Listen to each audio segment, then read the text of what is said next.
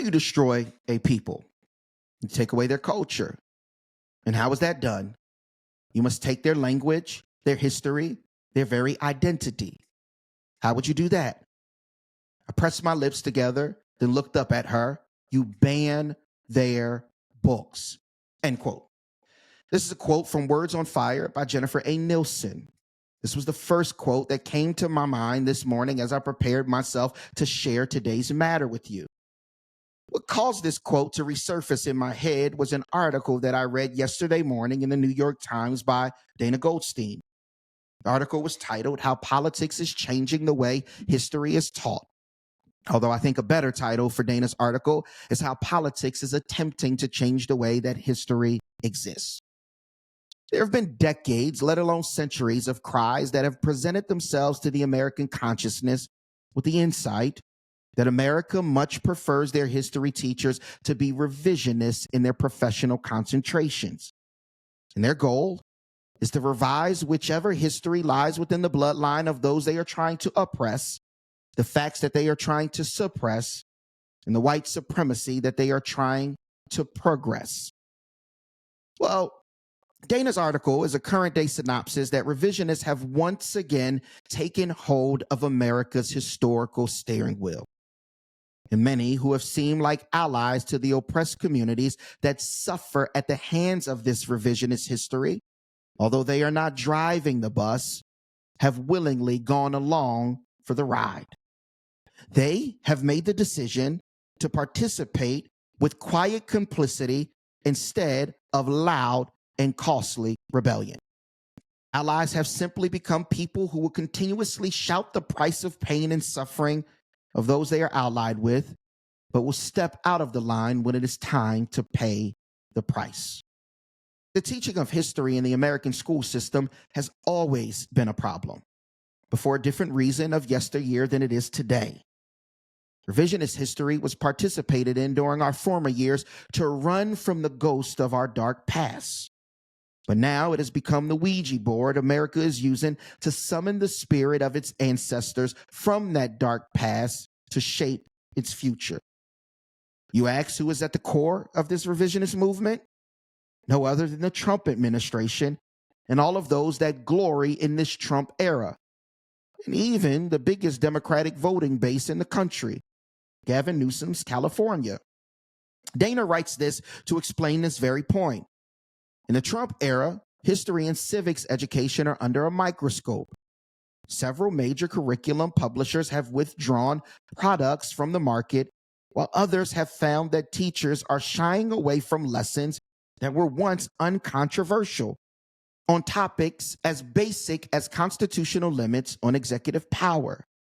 California, the nation's largest Democratic-led state, has passed a law restricting what teachers can say in the classroom and has walked back an effort to require high school students to take classes in ethnic studies. She then goes on to quote Adam Latz, a historian of education at Binghamton University, who noted that school curriculum had been restricted before, notably during the Red Scares of the last century. But the current political pressure is unique. He said, quote, never before has this kind of fervor from the right owned the Oval Office, end quote. So how injurious is Dana's claim? Well, according to the statistics and input from some people that we may or may not admire, the injury seems to cut deep. The article states that over the last 5 years, more than 20 states have passed laws restricting classroom discussion on race, gender, and American history. And lesson plans are literally disappearing from classrooms and online platforms. Data goes on to write that this spring, as Brown University was under intense pressure from the Trump administration, it shuttered Choices, the university's 30-year-old high school social studies curriculum overseen by its history department. Choices reached 1 million students annually and was especially popular in advanced courses and at independent private schools. The program was known for bringing college-level concepts into high schools and for lesson plans that were rich in primary sources on topics from the American Revolution to the riot at the U.S. Capitol on January 6, 2021.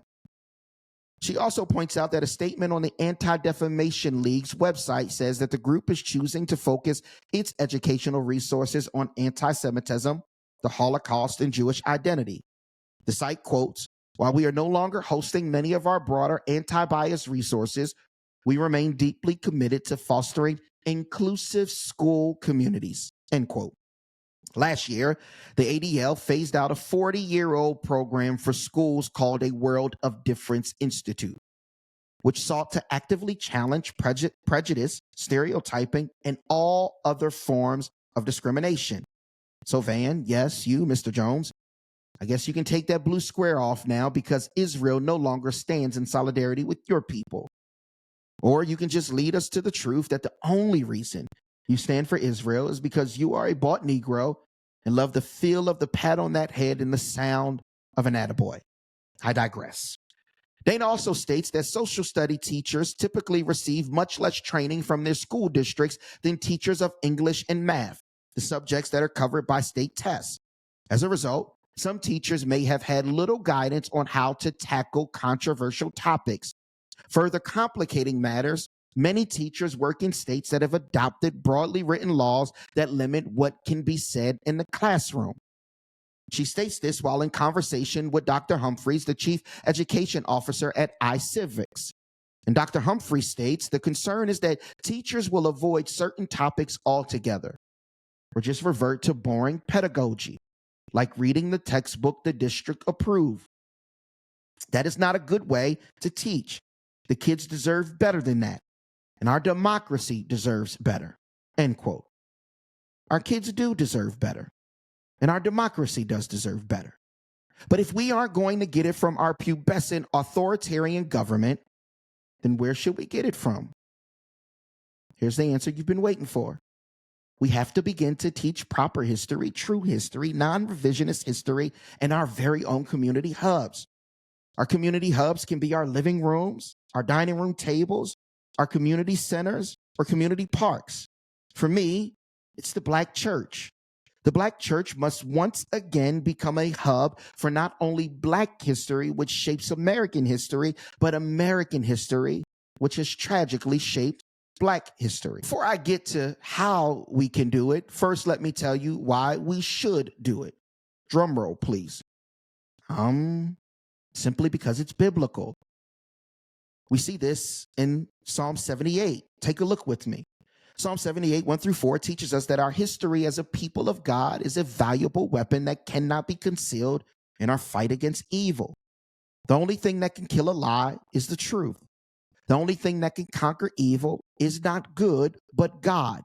The goodness of God and his courage, integrity, and strength is what conquers evil. Good looks better than evil, but oftentimes does not conquer it because it lacks courage. God never lacks courage to conquer evil with his good. Psalm 78 verses 1-3 reads, "Listen, my people, to my instruction. Incline your ears to the words of my mouth. I will open my mouth in a parable. I will tell riddles of old, which we have heard and known, and our fathers have told us." Verses 1-3 of Psalm 78 remind us that God gives his people instruction. And often he gives his people instruction through their history. You see, God has no need to innovate because he is already light years ahead of the world. So when we try to innovate and get it wrong, God doesn't tell us something new. He tells us what he has been saying throughout eternity. And these things are things that we've either rebelled against by neglect and disobedience or have been unaware of because of our ignorance. You see, God tells his people to listen to his instruction. But look at what his instruction is. His instruction are parables and riddles of old, which they have heard and known. How? Because their fathers have told them. This means their instruction is buried in the actions of their ancestors, which has been packaged in riddles and parables of old. If we are not telling or teaching our kids this history, then they will not be able to interpret the present movement of the Lord, the stories of the past that have captured his movement amongst their people, and the victory that he has won. Verse 4 of Psalm 78 says, "We will not conceal them from their children, but we will tell the generation to come the praises of the Lord and his power and his wondrous works that he has done." You see, in verse 4, the psalmist is telling his people that they will not conceal these stories of history from their children. This is why, even though I made jest of the Anti-Defamation League only teaching their history instead of other discrimination curriculum, in all actuality, they are doing what they're supposed to do. It is our job to not only teach biblical history of the people of the scriptures, but it is also our job to teach biblically accurate history that aligns with the Bible and how God has shaped us as a people in our very own communities. You see, this at times can seem very risky for a lot of Black churches because not all history belongs to Black Christians. Well, in that case, you can spend most of the time teaching that which does, then teaching that which aligns with Christian thought, and compare and contrast the practice or teaching that is outside of Christ to compare and contrast if God would have us do something different. However you pray and land on how to teach it is of some importance. But the greatest importance is that this history is taught. Why? Because verse 4 says that in telling the next generation, it leads to the praising of our Lord in his power, in his wondrous works. One of the reasons we believe the Lord will be is because the Lord has already been. We believe he has been a deliverer of this generation of people because he has been a deliverer of prior generations of our people. We believe that he will be the light of this generation because he has been the light of prior generations. We believe he will build his kingdom amongst this generation of people because he has built his kingdom amongst prior generations of people. In verses 5 through 8, the psalmist continues on why we should teach this history. Verse 5, he says, "For he established a testimony in Jacob and appointed a law in Israel, which he commanded our fathers that they were to teach them to their children, so that the generation to come would know, the children yet to be born, that they would arise and tell them to their children, so that they would put their confidence in God and not forget the works of God, but comply with his commandments and not be like their fathers, a stubborn and rebellious generation, a generation that did not prepare its heart and whose spirit was not faithful to God." Here are 5 reasons from verses 5 through 8 that we must teach our history along with biblical history. This history has established a testimony among the people. It's number 1. Number 2, that the knowledge would be known in the community and that they are not only equipped, but excited and prepared to teach it to the children yet to be born. Number 3, so that after learning it, we will put our confidence in God. Number 4, that we would not be like our forefathers who erred in their relationship with God, therefore have erred in life. And then number 5, they erred because their hearts weren't prepared and their spirit was not faithful to what God required throughout prior history. So in conclusion, what is the victory or the positive fruit that we get from us and our children knowing this history? Number 1, they can factually and biblically discern the truth from lies and what God's name is really on and where it is being forged in their history and the history of their larger context. Number 2, it allows them to participate and build the courage of their civil disobedience from a young age by just being able to say, that's not true. And then they will have the ability to teach against revisionist history and teach to those who are hungry for real history. Number 3, in the hardest times of their lives as a people, they will never be without a praise or a testimony. Why? Because the history is the praise and the testimony that belonged to them in the past, that belongs to them now, and that will belong to them in the future, which means that they will know they are not starting from scratch as a people. Number 4, they understand the eternal perspective of what God has called them to as a people, and that is to worship him and to be fruitful and multiply, not only through their worship, but through the community, through their inventions, through their solutions and blessings that this worship has birthed amongst their people, and the blessings that should be shared with the world. And number 5, that God has forever been victorious, and that history here in America now is something that the devil is trying to reinstitute. Why is he trying to reinstitute it? Because it has already been defeated. And the only way that America can escape this defeat is by erasing it from the history books in their schools and in the public. But they can't erase it from our hearts. They can't erase it from our minds, our private spaces, or our community hubs. The only reason we should be scared of their revisionist histories in their schools is if we are not teaching true history anywhere else. But if we are teaching true history elsewhere, we should only grit our teeth, buckle down, go to intellectual war by looking them in the eye and saying, may the truth that God has decided be the only truth to prevail. May he, as he has throughout history, call what he sees to be good and what he sees to be evil. And woe to those who call God's good evil and God's evil good.